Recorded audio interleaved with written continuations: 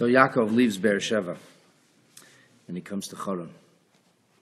And there's a lot of eventful stuff that happens before this moment, including Yaakov Avinu's first major prophecy.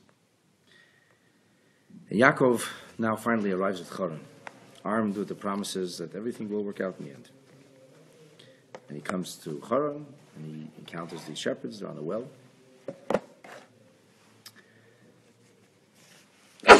And he asks, do you know Lavan? And so, yeah, we know Lavan. His daughter is going to be coming along with the sheep soon. Chapter 29, verse 10. He's still speaking to the shepherds who are waiting for everybody to gather so that the stone can be rolled off of the mouth of the well. This way the well is protected from snakes or scorpions or any kind of bad influences. Vayehi, verse 10, Kashara Yainkev es Rachel. When our father Jacob sees his future wife Rachel for the first time, obviously he has no idea. Rachel, the daughter of Bat Lavan, Achi Imoi, who was the brother of his mother. V'estzein Lavan, he sees the sheep of Lavan. Achi Imoi, the brother of his mother. Vayigash Yaakov draws close. Vayogel es ha'even me'al pi ha'be'er. He single-handedly rolls the stone off the mouth of the well. Vayashk es tzein Lavan achi imay. He gives the sheep that belonged to Lavan, his mother's brother.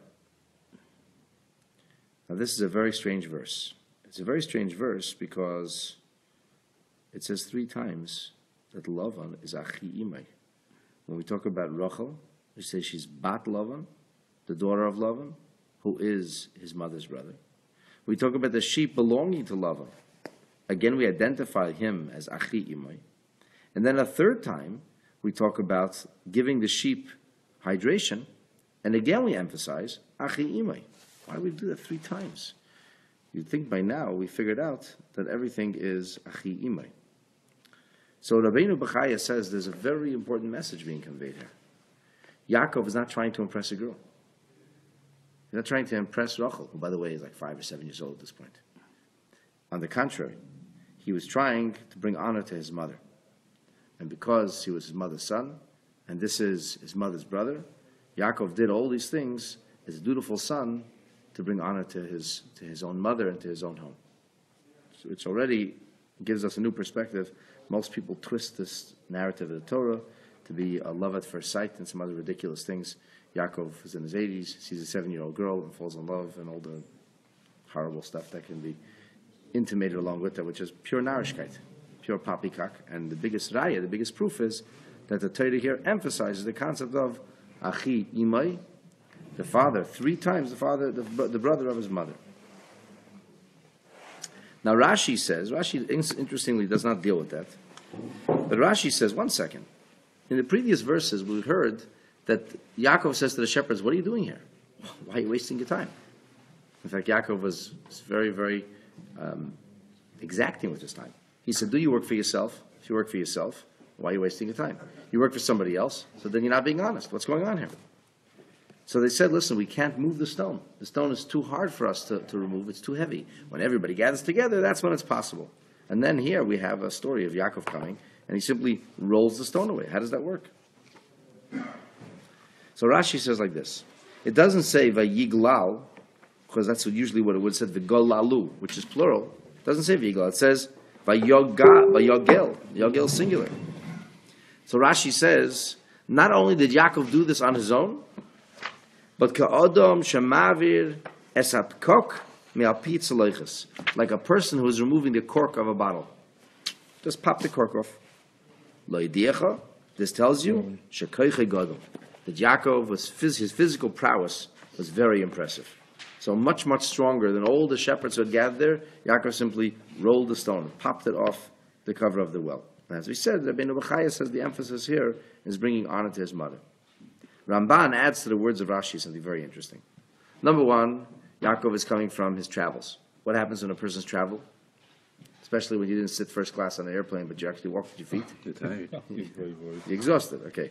So number 1, he's exhausted.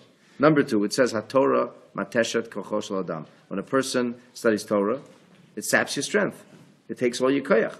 Now, Yaakov, we know, studied Torah so intensely that for 14 years of Torah study, he never lay down to sleep even once. So if Yaakov never lay down to sleep even once, that means he must have really been studying intensely. If he's really studying intensely, then we would have to say that Yaakov Avinu, in fact, did whatever it would take to lose his strength. And here he has strength. How could this be? So Ramban says, this is the pshat, koyve Hashem, yachlifu koyach. Those who live with hope and optimism in Hashem, they found renewed strength. Yes, Yaakov was tired. Yes, Yaakov Avinu was working hard and toil of Torah, all these things, take all your koyach. But koyve Hashem, he was a person who hoped Hashem, especially after he had his maiden prophecy of Ufaratzta, yachlifu koyach. He had newfound strength. And with that newfound strength, Yaakov was able to do something that nobody else could do. Everybody was weaker, and Yaakov was much more powerful. Trying to, as we said, not to impress Rachel, but trying to bring honor to his mother. All right? The stone is off. Chapter 29, verse 11. What happens next? He's removed the stone. He's given the sheep to drink. Vayishak Yaakov leRachel. Yaakov kisses Rachel. Vayisa eskolo vayevk. He raises his voice, and he begins to weep. So, the first question that we wonder here is, where did the weeping come from? He kissed his relative. Why is he weeping for? Like, what happened there? So Rashi addresses the Vayef. I'm going to address the kiss in a moment. You want to address the kiss first? Fine. Ramban says he did not kiss her on the mouth. This was not a romantic kiss. Chas v'shalom. She was a little girl. She was 5 years old. Maybe 7 years old, according to some. There's no lack of tznius over here. So he kissed her on the head. He kissed her forehead. He made his little cousin. Later, she'll be a big girl. He grows up. He marries her. He doesn't know that right now. That's not the point. There's no love at first sight over here. This is Yaakov meeting Rachel, meeting his cousin. Remember, he's been through a harrowing experience. As we learned yesterday, his own nephew came to kill him. He barely managed to negotiate his way out of that, talk his way, and he was robbed. He came penniless. He studied Torah. He hasn't had any kind of familial connection or affection in 14 years. It's like he feels alone in the world. His own brother wants to kill him. His nephew tried to kill him. And then he meets his cousin. And this whole situation, just like, So he expressed himself emotionally. It's not really such a big question. Radak and Rabbeinu B'chaya say that it was common once upon a time that people used to cry a lot. Today people don't cry. It's macho, you don't cry. But those days people used to cry a lot. So relatives met each other. They would kiss, they would hug, they would cry. That was a thing to do. Huh? Yeah, I know, you're a big crier. I cry sometimes too. Okay, so we used to cry. However, the fact that the Torah tells us they cried is meaningful. At least we have to understand why it is that Yaakov cries. We don't hear Yaakov. He's not a big crier. He doesn't cry often. In fact, we don't hear him cry. Again, I don't think. To the best of my recollection, we don't hear him cry again. We don't hear him cry. We hear Yosef cry. Yosef likes to cry a lot. I mean, Yosef got it from his father. But we don't hear of Yaakov crying. But on this occasion, he meets Rachel for the first time, and he's crying. So Rashi says that there's something that's far beneath the surface going on here. There's a premonition. Not that Yaakov knew exactly. He didn't know he's going to marry this woman, he's going to have children, and then she's going to die, and he's going to bury her at the river. And he didn't know that. But there's an undercurrent of prophetic intuition.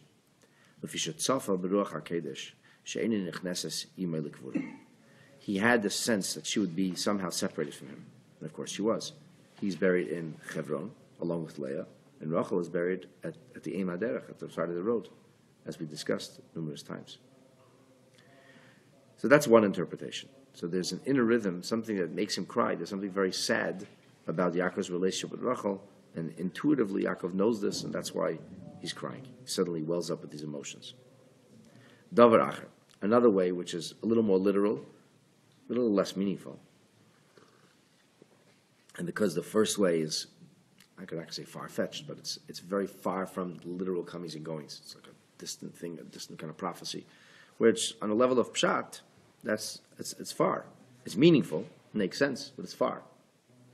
Here we have a level which is more pshat, but it's not so meaningful. Bobby Adayim Rekanas. He comes with empty-handed.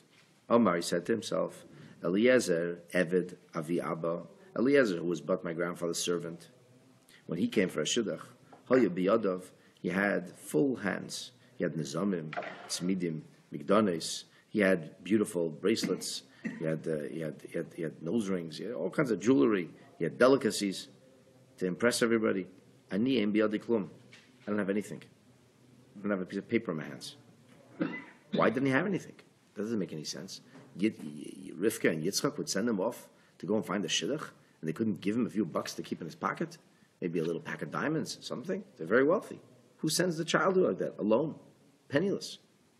Rashi says, and I referenced this a moment ago. Eliphaz, the son of Esav, got a mitzvah, a commandment, an instruction from his dad. What does Esav instruct his children? Make sure to put on tefillin every day. What did he tell him? He said, "Lahargay, go find my brother and just kill him." And he pursued him with his sigar. He caught him, and he ambushed him. And whether they were both staring at each other, and now he's got a long knife pulled. I don't know exactly what happened.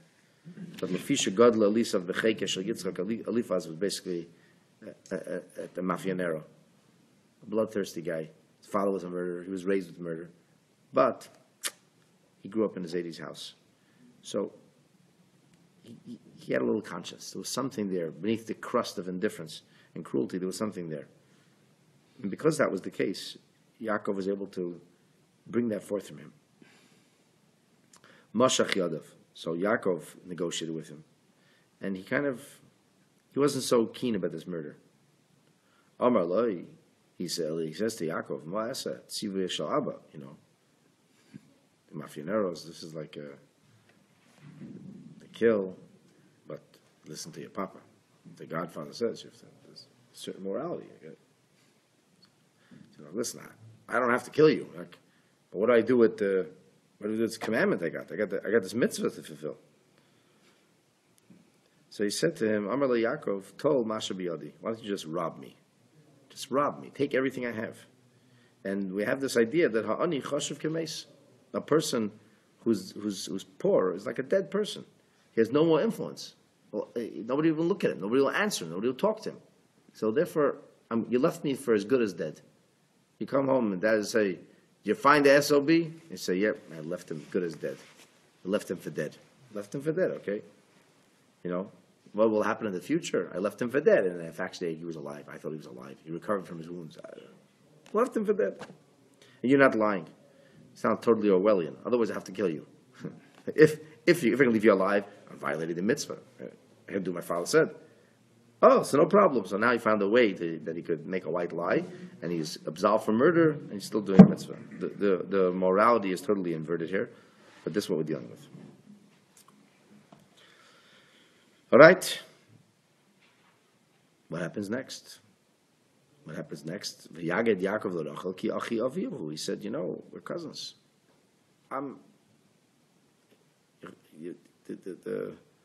We're like brothers. I'm the brother of your father. It's a euphemism. He's his nephew. V'chi ben Rivka. He's the son of Rivka. V'toretz v'taged le'avia. She ran quickly and she told her father. V'yaged Yaakov l'Rachel. When did he say this? So Chizkuni says before he kissed her. Otherwise, it's Meshuggah. Just goes and starts kissing little girls. He said it's in the pasuk it says after, but he must have said it before. The Chizkuni says, but the pasuk doesn't say it that way. Perhaps he did tell her after. Perhaps he ran over to her, hugs this little girl. She says, "Who's this Meshuggah? He's kissing me." She says, "I'm your cousin." Oh, okay. So he's trying to explain why he kissed her. Ibn Ezra says, no, definitely he first told her, and afterwards he kissed her. Even though in the pasuk, in the verse, it doesn't say it in that order. So what does she do? She runs and tells her dad. Verse 13. Vayehi chishmaya Lavan es shema Yaakov ben Achaisei. When Lavan hears about Yaakov, the son of his sister, his nephew, vayoretz lekrasei. Lavan is so hospitable, he came running to greet him. He doesn't cry, but he's hugging him. He's kissing him. And then he brings him into the house. And he told Lavan all these things. A totally strange verse. First of all, he's hugging him, he's kissing him. It's not Lavan. Lavan doesn't do things like this. He's a charlatan, a thief. Why is he suddenly kissing like this? Vataged le'avia, the first funny question we have is that previously, when Rivka was met by Eliezer, who did she tell? Her mother. So why didn't she go tell mom? She was a little girl also. So Rashi says Lefisha Ima Mesa, she was actually an orphan. She didn't have a mother. Who was her mother? What was her name? Yeah. I don't know what her name was. Maybe we do know. In Shem Magdalim it says maybe, I don't know. I don't know what her name was. Whatever her name was, she was dead. Nebuch. But it's okay. It was like 36 centuries ago. So who's she going to tell? Who are you going to tell? Mother's dead. So the poor girl went to her father. The father hears, he comes running out. Rashi says, relax. He was no tzaddik. He's not excited to meet his cousins or relatives. He's not a hospitable person. You know where he came? Kisova, Moman Hutan. He thought, this guy's got to be loaded. There's money to be made here. Why? Very simple. Hare Eved Habayi is the servant of the home came with 10 camels laden with stuff. So if the servant came with 10 camels, for sure it must be that this guy, he's not the servant, he's the son alone. What happens? He comes in. Where's the camels? Where's the camels? No donkeys. He just got a wagon. The guy doesn't have a suitcase. Where's all his money? So Rashi says, at that point he begins to hug him. Why? He doesn't see the guy have anything. Amr, he said, Shema Zahuvim. Maybe he brought like gold. Maybe he liquefied his money. He made it like easy to carry. And he's afraid of getting mugged or robbed. So that's why Vihinam Becheke, he attached them. He's got a money pouch on his body. And I'm sure this guy's got lots of money with him. What happens? Hugs him, feels him. Nothing doing. Nothing doing. The guy's skin and bones. There's no clanking, there's no money, there's nothing bulky. You have to let him onto the airplane. He's got nothing on him. So then he has to kiss him. Why does he kiss him? Amr, he said to himself, this makes no sense. The guy's got to have money somewhere. He said, Shemer Magoli Sevi, maybe he brought diamonds, very valuable diamonds. And Befiv, he's keeping them in his cheeks. He doesn't want to get robbed. He has to kiss him, and he's kissing, he's feeling his cheeks, his sunken cheeks. The guy is emaciated. He says, what the heck is going on with you, man? I came here empty-handed. Where's all your money? Where's your camels? And this is how you see it. You meet your nephew the first time in your life. What's the first thing you ask about him? You want to know where his camels are. Hello? Ask how I am? He couldn't care less how he is. So at this point, Yaakov understood already what's going on here. He's nobody's fool. So he explained to him, Vayisaper Lavan. He said, listen, I'm not a total loser. I came under duress. Because of we're going to have a showdown. My brother's planning to kill me. And what happened is he sent his son. We should not let me. He took my money. So Lavan says, that's why you came like this. In that case. All right.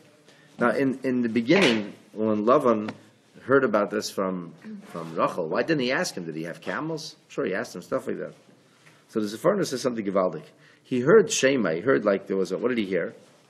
He heard that he rolled the stone off. He said, he's a strong guy. So in other words, he didn't even think to ask about the suitcases. He heard about something, Rachel came, you would never believe this guy. He's unbelievable. Our cousin, or your nephew, my cousin, he's powerful. He's a weightlifter. So he came running to see him. That's what it says, V'hi Shema. Kishmaya Lovin heard. The Mendel still maintains that he did all this hugging and kissing also a little bit because he was related. Rashi says, in Pshuta Shal Mikra, it does not fit with the personality of this person, and therefore, nothing to talk about. Now, Rashi says that he told him how he came under duress, but the Or Chaim adds something interesting. Or Chaim says, he also told him how he got the brachas. Why would he tell him? Because Yaakov knows who he's dealing with. He's getting hugged and frisked, kissed for diamonds. He gets it. So he says, listen, dude, I'm a tough guy too. I can hang with the best of them. Like, don't think I'm just a little kuni lemel, goody two-shoes. You push me around. When I had to get the brachas, I knew how to get the brachas. So, I used some espionage and covert activities. Just trying to scare love on that. I can do this too. He says, you know, I'm pretty strong too. I look scrawny, but I did roll that stone off And he hopes this way, Lavan's going to treat him a little more respectfully. Because, respect. Vayomer leLavan. Lavan says to him, well, he says, Ach atzmi of sorry ata, you are after all my flesh and blood. Stick around for a month. That's really nice. Ach atzmi of sorry. What's ach? Should say, atzmi of sorry ata. You're my relative. Stay. No problem. Especially he told him that he's here under duress. He can go home. He'll also stay for a month. So Rashi says that the word ach is a lashon miut. He says, really, I got no reason to keep you. You're worthless. You got no money. You can't contribute in any way. But he says, well, at this point, now they hear the story, and now they know the penny is me'ata. He says, from now, at this point, I have no reason to gather you into the house. So you have nothing to contribute. So why should I even talk to you? Love is very simple. A little calculation. You have money? Okay, we're friends. You don't have money? Goodbye. No, I should even talk to you. They tell a story with a famous fundraiser who was the son of a Rebbe. And so he had to deal with local rabbis. He'd come and stay in a hotel. People would bring him, this is a real story, by the way. People bring him, different, he was raising money. He's raising money for the yeshiva. So they once brought him a fellow who didn't have any money to speak of. But he heard it was the Rebbe's son-in-law, so he came to get a blessing. So the son-in-law was a wonderful fundraiser. He starts giving him his dog and pony show, his whole pitch. And the rabbi is waving in the back wrong guy. It's stop it. Don't, he doesn't have anything. He can't help you. He needs help. And he gets it. He says, so what did you bring the guy here for? I can't give blessings. What is this over here? Lavan's I have no need for you. You can't have any money. All right, he says, okay, we're related. We're related. I'll take you to the house. I'll give you a roof over your head for a month, but kid, don't make yourself comfortable here. And that's what he did. He stayed with him, but he wasn't getting any free dinners. He says right away, he says, get straight to work. You want to eat, you get to work over here. And that's what happened. Lavan says, Yaakov, you are my brother after all. Should I take advantage of you that you're a fugitive running for your life? You should work for free? That's not fair. That's after he's working for free. Tell me, what would you like to get paid? Not here's the going rate. Here's what I can offer you. No, what would you like to get paid? He's got a hook here. He thinks, what can I sell? What can I get away with? What are you looking for? And he knows he came to get a shidduch. He already told him that. So Rashi says, "Achi ata lashon tema." This is like a wonder. Because you are my relative, that's why you should work for me for free. That doesn't make any sense. That wouldn't be fair. Anything which is past tense, you add a vav in the beginning of the word. So it's a past tense, worked, but it's ve'avadatani. Will you then work for me for free? So that's in Hebrew, the syntax, how you can modify a word from past tense, give it a forward, a futuristic tense attached to it. So that's the question that he asks him. He says, okay, you're here, we're stuck. Now the Balaturim says something Givaldik. Tur says that, Rashi says it's a miut. I have no reason to keep you. Balaturim says that this is also Lashon Tsar. Like it says, Ach Noach. Vayishar Ach Noach. Do you remember we learned a few weeks ago? That Noach coughing, it's coughing blood.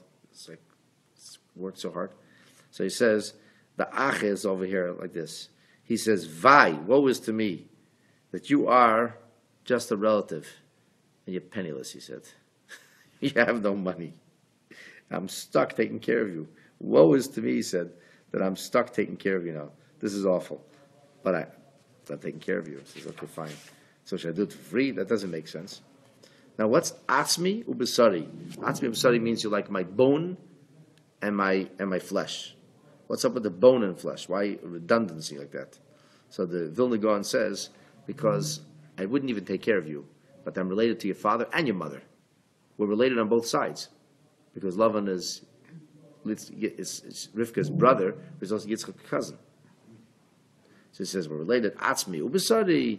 I got bone and flesh invested in you. We're related from all sides. All right, fine. So you'll stick around here a little while and we'll see what we can do. The Torah now interjects, after Rachel has met, Yaakov has met Rachel already, and Torah now interjects and says, Ula Lavan shtei vanes. Lavan has 2 daughters. Shem HaGdoila, the name of the elder daughter, is Leah. Shem HaKatana, the name of the younger daughter is Rachel. 2 daughters, and we have their names. So we have the Ur Chaim comes along and tells us that this is coming to teach you that the mature one, which is Rachel, is very, very well known. Everybody knew about this. And Rachel was the younger one. It was no secret. They were not like the Babsi twins. It's like a year apart, 9 months apart. There was a significant difference between them. Ur Chaim suggests that Leah was about 20 years old at this time. And Rachel was either 5 or 7 years old. Now, they don't get married for 7 years, and but she'll be 14 by the time Yaakov marries her, which in those days was considered people matured very quickly. But there was a huge difference between the two. They were not the same age at all. And so the Torah begins by telling us that there is a clear disparity between Rachel and between Leah. This was not an easy one to mix up. They're not 2 sisters who look kind of the same. They don't look at all like each other. And the Torah goes on to say, Ve'ene Leah rakes, that the eyes of Leah were soft. Rachel was an exceedingly attractive and beautiful young lady. Now, what is the Torah telling us with the eyes that are soft? So we have this idea that she was a big tzaddikus. People were speaking about her ending up in the lot of Esav, and she used to weep and cry about her lot a whole day. Anyway, the point is that Ur Chaim is trying to say, on a literal level, the Torah is telling us that it was very, very easy to tell them apart. They were not similar in any way, shape, or form. They were sisters, but that's where their commonality ended. And nonetheless,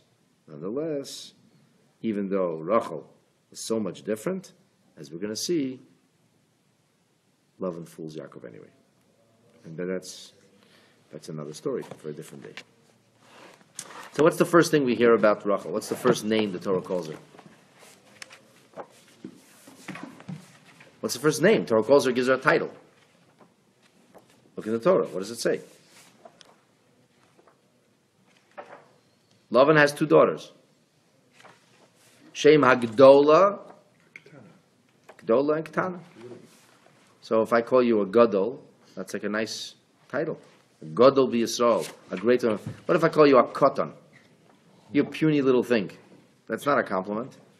How come it is that the Torah, the first time it introduces us to Rachel, it emphasizes Ketana, small, which seems to indicate lack of significance, lack of importance? How does that work? It's worthy to point out that every detail in Torah is ultimately meaningful, and there's a deeper message being conveyed to us. So let's go to page Nun Tes in the Buren book. Now this is a commentary on the idea that Rachel's first title, the first time she's spoken of as a Ketana, as a minor, as the small one. Matzino, we find in a number of different places, emphasized very much in the Sefer Ma'arier, Sha'arbas Ragle HaMerkava, that the 4 feet, if you will, or wheels of the Merkava, El Yoina, of the heavenly chariot, is Avraham, Yitzchak, Yaakov, and Rachel. Now, a Merkava is a vehicle in which something is transported. That's where something, if you will, resides. That's the concept. So how is godliness transported? How is godliness brought to the world? The answer is through the Merkava. There's the Merkava El Yoina. There's the Merkava in the heavenly realms, and that's what Ezekiel saw, a vision of this throne of godliness being transported, the repository for the Shekhinah. That's how it's in heaven. And then there's the way it is on earth. And the way it's on earth, there's this concept of the Avos serving as a Merkava. It's through Avraham, Yitzchak, Yaakov, and Rachel that the Shekhinah is brought to us. So there's only one woman there. Only Rachel. Avraham, Yitzchak, Yaakov, and Rachel. Wagon's got 4 wheels. Ulachayra Hadavra Mafli. This is like astonishing. How is it that Rachel merited? Rachel is, after all, only the mother of 2 Shvatim, only Yosef and Binyamin. How did she manage to get counted amongst the Shleishas Ha'avos as Aim Kol Yisrael. She's the mother of all of Israel.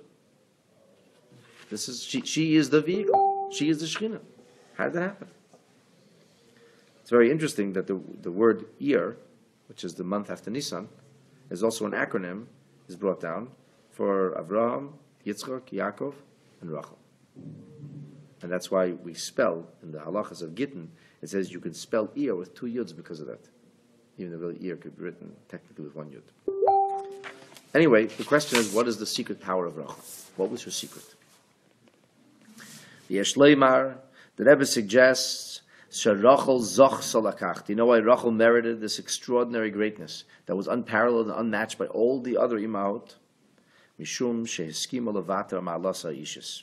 Because none were more self-effacing, none were more subservient, if you will, or prepared to transcend their own benefit, their own value and virtue, b'shvil hatayela seklal yisrael, because of something good that would happen for others.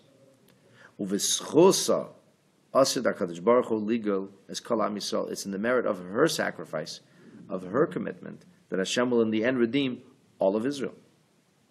Ukimavur b'medrashay Chazal, as is explained in the Midrashim of the Psichte of Eicha Rabbah, of Medrash Eicha, which is quoted extensively in Rashi's commentary, and as well as in the Radak, and the commentary on Yirmiyahu, Rachel Mavak al Banel, the 31st chapter of Yirmiyahu, that it says over there, Shebe'ez HaChurban, at the time of the destruction of the first Beis HaMikdash, the Jewish people passed by her Ohel, her resting site.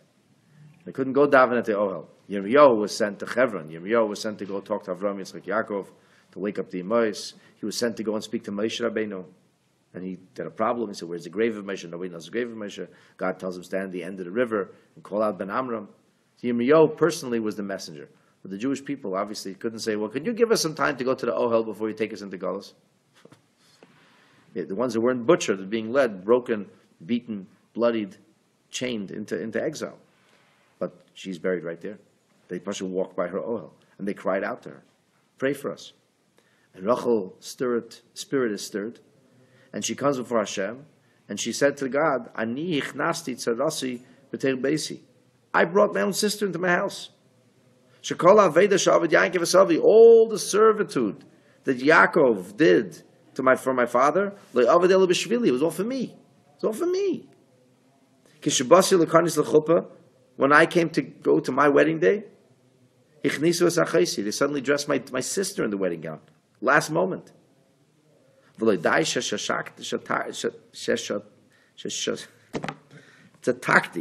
only was I silent, but Yaakov knew this was going to happen. He was afraid of it. He gave me signs. I gave her the signs. I gave her the code. Af'ata, you too, Hashem. They brought another wife, so to speak, into the home. They worshipped other gods. Suck it up. Be quiet. Deal with it. That's how Rachel spoke to Hashem. What does the Medrash say? When Rachel said that, she didn't say, go do it. She said, what I did. If I did it, you could do it.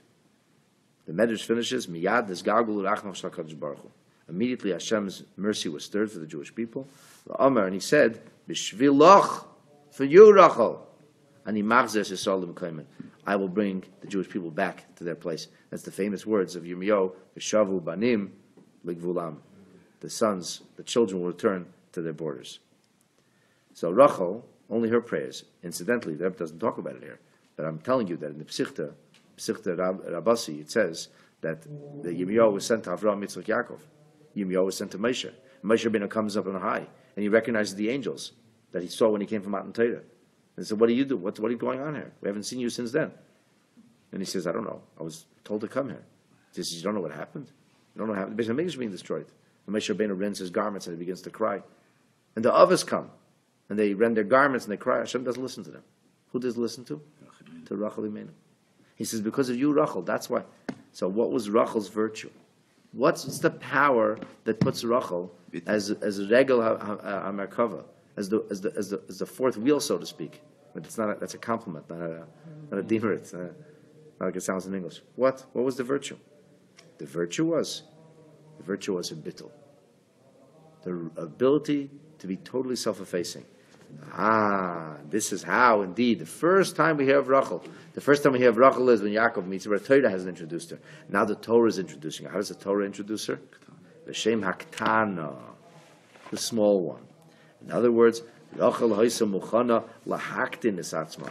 Rachel Imenu was prepared to make herself small, levater al ma'aleseha, to overlook, to forget about her own virtues, leman klal Yisrael, for the sake of another. Ubekach, in her smallness, gedulasa is her greatness. Precisely because Rachel was so ready to be so small, that's why she was so great. And that is a commentary in Yiddishkeit. The smaller you are, so to speak, the more self-effacing, that's where true greatness really comes from. They didn't have an easy life, huh?